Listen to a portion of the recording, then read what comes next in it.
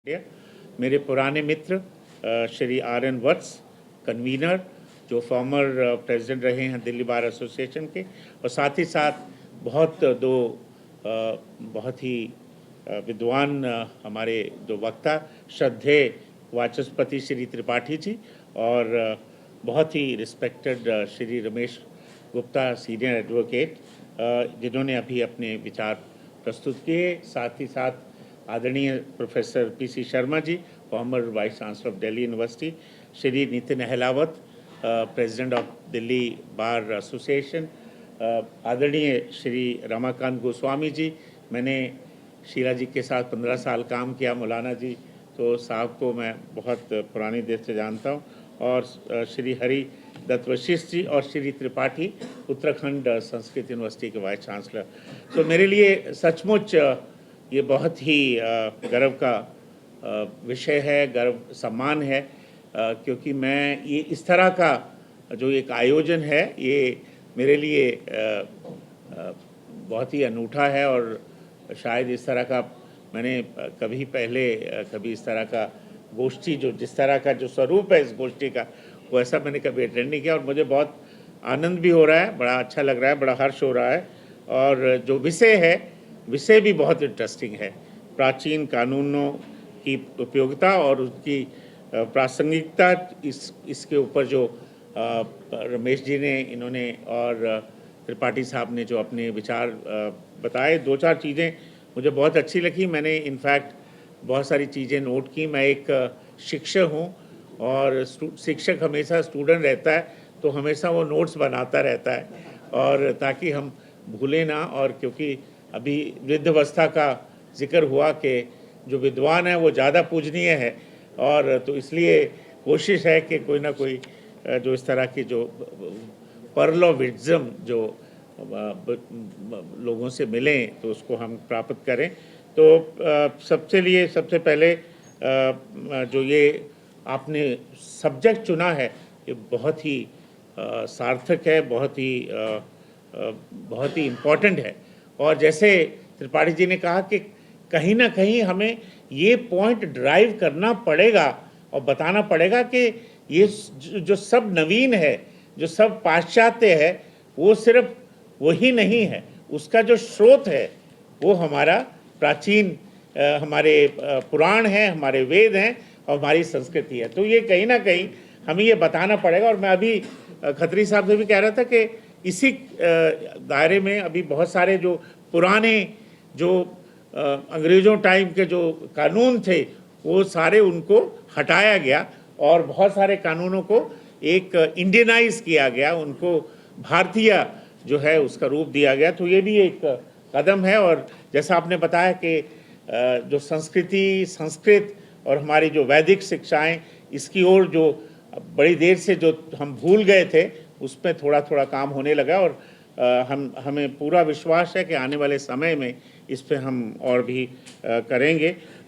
देखिए, ancient laws मैं सोचता हूँ कि एक दर्पण है, एक मिरर है कि कैसे हम इवॉल्व हुए, कैसे हम चेंज हुए, कैसे हम प्रोग्रेस हुए।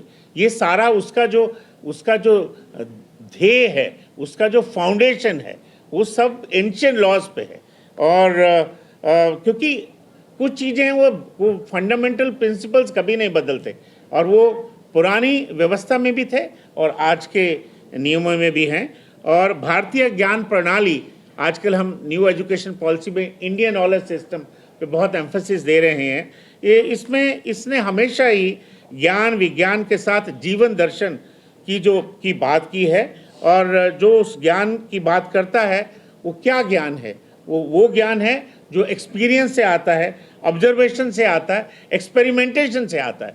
वो कहाँ आप देखते हैं, जब पंचायत, जैसे कहा पंच परमेश्वर पंचायत, वो आप एक्सपीरियंस है, आप उसको देख रहे हैं, आप उसको ऑब्जर्व कर रहे हैं और एक्सपेरिमेंट कर रहे हैं। ऐसा नहीं है जैसे त्रिपाठी जी ने कहा कि हर चीज़ प्राचीन सही नहीं है, उसमें भी क्योंकि हमने एक्सपेरिमेंट किया और कई बार हम फॉल्टर हुए और उससे भी हमने सीखा। तो भारत के अलावा किसी भी और देश के पास इतना विशाल जो विज्ञान का संग्रह है वो शायद नहीं है, क्योंकि एक हमारी ऐसी संस्कृति है, एक ऐसी संस्कृति की धरोहर है जिसने हम जिस ज्ञान से हमने पूरी दुनिया तक के पहचानने की कोशिश की है। कैसे? हमारे स्क्रिप्चर्स के द्वारा, हमारे आर्ट के द्वारा, हमारे स्टोरी टेलिंग के द्वारा। देखिए, राम महाभारत ये भी एक स्टोरी टेलिंग है, इज़न्ट इट? उसके स्टोरी टेलिंग के थ्रू हम अपनी संस्कृति, अपनी जो हमारी जो प्राचीन जो हमारी व्यवस्थाएं हैं उनको हम दुनिया भर में बताते हैं, और ये ज्ञान का संग्रह हमारी एक पहचान का हिस्सा भी है। ये हमारा ही देश है जहाँ पुराने ग्रंथों में architecture, mathematics, astronomy, sociology, economy, politics, even politics, medicine, agriculture, ethics, ये सारे, जैसे इन्होंने कहा कि व्यवहार क्या है, कोड ऑफ कंडक्ट है। कोड ऑफ कंडक्ट जो हम कैसे हमें बर्ताव करना चाहिए, सारे हमारे पुराणों में है। जैसे कई विषयों की जानकारी दी गई, बहुत ऐसे कल्चर होंगे जहाँ हमें इस तरह के स्ट्रक्चर्ड थॉट जो हैं उसको कलेक्शन का हमें मिलेगा जो मानव जीवन के हर पहलू से जुड़ा हो। और एल्बर्ट आइंस्टाइन ने भी कहा था कि we owe a lot to Indians because they taught us how to count, without which most modern scientific discoveries would have been impossible. अगर हमने उनको वो ज़ीरो नहीं दिया होता तो शायद ये सब जो चीज़ें आज संसार में उपलब्ध हैं वो शायद नहीं होती। हमारे प्राचीन ग्रंथ गुरु की भूमिका और कॉन्टिन्यूड लर्निंग पर भी जोर देते हैं। गुरु वो भी गुरु भी एक न्याय करता है, इधर उसकी भी भूमिका है। आज के कार्यक्रम में बहुत सारे दिग्गज और प्रोफेशनल लोग जो हैं, जो न्याय प्रणाली से जुड़े हुए हैं, वो यहाँ शामिल है। जो मुझे मालूम है कि वो यहाँ जाने के बाद, इस गोष्ठी के जाने के बाद अपनी गुरु और एक्सपर्ट की जो भूमिका है वो निभाते हुए सिखाएंगे कि पुराने कानूनों का नई चुनौतियों का सामना करने के लिए कैसे उपयोग किया जा सकता। एक तो हमें ये ड्राइव पॉइंट करना होगा कि जो नए हैं वो सिर्फ नए नहीं हैं, वो पुरानों पे आधारित हैं, और हम कैसे आज की जो समस्याएं हैं वो कैसे हम पुराने हमारे प्राचीन लॉज हैं या जो न्याय हमारा जो सिस्टम था उससे हम कैसे सॉल्व कर सकते हैं। भारतीय संस्कृति के सभी पुराने कानून निष्पक्षता, करुणा और सत्यनिष्ठा के महत्व पर जोर देते हैं। अगर आप देखिए, जैसे त्रिपाठी साहब ने कहा कि कोई अलग से विधि शास्त्र नहीं है, पर हमारे जो धर्म शास्त्र हैं उन्हीं में सब कुछ ये निहित है, और सब में निष्पक्षता, जब तक निष्पक्षता होगी तभी जस्टिस होगा। करुणा, पैशन, कंपैशन, कंपैशन में भी एक न्याय है। जब आप करते हो ना कि हाँ चलो छोड़ देते हैं कि आपके साथ अन्याय हो रहा है। और सत्यनिष्ठा, ट्रुथ ऑलवेज टाइम्स, ये सब जो है हमारे जो शास्त्रों में इस पे बहुत जोर है। ऋग्वेद का 10वां मंत्र हमें सद्भाव, समानता और समान लक्ष्यों की दिशा में एकजुट होकर काम करने के लिए प्रेरित करता है। इस श्लोक में जिसमें यूनिटी, कॉमन गुड और इक्वालिटी की बात की गई है, वो ही हमारे कॉन्स्टिट्यूशन का प्रियम्बल भी है। जो ऋग्वेद का जो वो श्लोक है वही हमारे कॉन्स्टिट्यूशन का प्रियम्बल है। हमारे प्राचीन ग्रंथों में कर्तव्य, जिम्मेदारी और राष्ट्र और समाज के सम्मान से जुड़े हुए कई कानून हैं जिन्होंने समाज निर्माण में सक्रिय भूमिका निभाई है। ये कानून हमें अतीत के बारे में बहुत कुछ सिखा सकते हैं और हमें वर्तमान और भविष्य के लिए सीख दे सकते हैं। समाज के बदलते स्वरूप के साथ कानून भी बदले हैं, लेकिन सच्चाई और ईमानदारी हमेशा हिस्सा रहा है। जैसे मैंने कहा कि कुछ चीज़ें हैं वो बदलती नहीं है समय के साथ। भारत के मनुस्मृति, अर्थशास्त्र, धर्मशास्त्र, जैसे अभी त्रिपाठी साहब ने बताया, जैसे ग्रंथ भी कानूनी विचारों की एक समृद्ध विरासत जो है समेटे हुए है। ये सिर्फ अतीत का हिस्सा ही नहीं बल्कि ज्ञान का एक ऐसा भंडार है जो हमारी न्याय, नैतिकता, एथिक्स और शासन की समझ को बढ़ाते हैं। आज के तेजी से बदलते समाज में हमारे देश के सामने कई सामाजिक मुद्दे हैं जिनके समाधान के लिए पुराने कानून हमारी मदद कर सकते हैं। जब हम प्राचीन शब्द का प्रयोग करते हैं तो अक्सर ऐसा लगता है कि किसी पुरानी चीज़ की बात हो रही हो, पर अक्सर देखा गया है कि हमारे पुराने कानून अपनी समय से बहुत आगे थे। वो जो कानून थे वो बहुत फ्यूचरिस्टिक थे, वो आज भी प्रासंगिक हैं, वो आज भी रेलेवेंट है। और हमारी स्थानीय परिस्थितियों और आवश्यकताओं के अनुरूप थे। आज की चुनौतियों का सामना करने के लिए हम आज भी इनका उपयोग कर सकते हैं। हमारे समाज में कई परिवर्तन हुए और उसके साथ हमारी कानून व्यवस्था में भी बदलाव आए। पुरानी कानून व्यवस्था में कई ऐसे मूल्य हैं जो हमें सही और गलत समझने की प्रेरणा दे सकते हैं। हमारे पुराने ग्रंथों में कई ऐसी कहानियां भी हैं जो स्कूल करिकुलम में शामिल की गई हैं और स्टूडेंट्स को सही और गलत की पहचान कराती। आज भी अगर आप देखें जो प्राइमरी क्लास की किताबें हैं उसमें बहुत सारी ऐसी चीज़ें हैं जो पुरानी स्टोरीज़ हैं वो दी गई हैं, जो हमारे प्राचीन संस्कृति का हिस्सा हैं, जो बताती हैं कि what is right and what is wrong for a young child.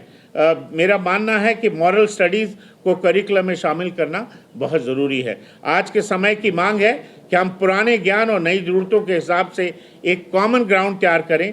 हम सबको मिलकर ये देखना होगा कि हमारी पौराणिक धरोहर में ऐसे यूनिवर्सल प्रिंसिपल्स हैं जिन्हें आज की समस्याओं, जैसे आज क्या क्या समस्याएं हैं, sustainability, environment degradation, global collaboration आदि के लिए हम कैसे वो जो प्राचीन चीज़ें हैं उसको हम कैसे यूटिलाइज कर सकते हैं। मेरा मानना है कि इस तरह के जो प्लेटफॉर्म है, जो आज अखिल भारतीय साहित्य सम्मेलन जो ये प्लेटफॉर्म है, इस तरह की चीज़ें जो जब ये संवाद शुरू होता है तो एक डिबेट शुरू होता है which can go very far of. मुझे पूरा विश्वास है कि इसके माध्यम से यहाँ उपस्थित सभी विद्वान दिग्गज लोग प्राचीन ज्ञान और ज्ञान पर और गहराई से विचार करेंगे और भविष्य के लिए अधिक न्याय संगत कानून प्रणाली बनाने की कोशिश करेंगे।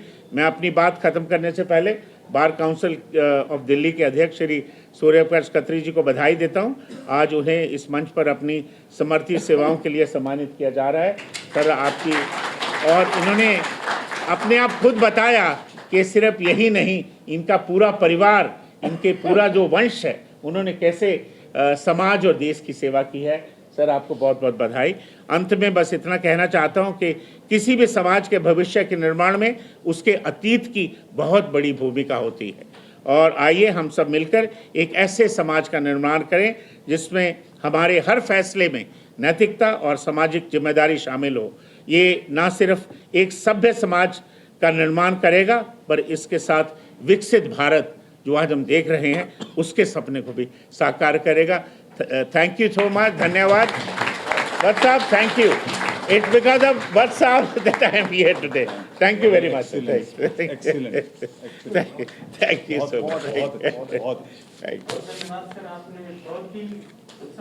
बहुत जो आप लोगों की स्पीच है ना ये डॉक्यूमेंटेड होनी चाहिए। प्राचीन दृष्टियों के चिंतन को भी आप उपयोग कर रहे हैं। बहुत ही सुंदर ढंग से आपने अपनी बातों को हमारे सबों के सामने प्रस्तुत की। बहुत प्रेरणादायी वचन आपने दिए। मैं अखिल भारतीय संस्कृत साहित्य सम्मेलन की तरफ से आपके प्रति आभार व्यक्त करता हूँ।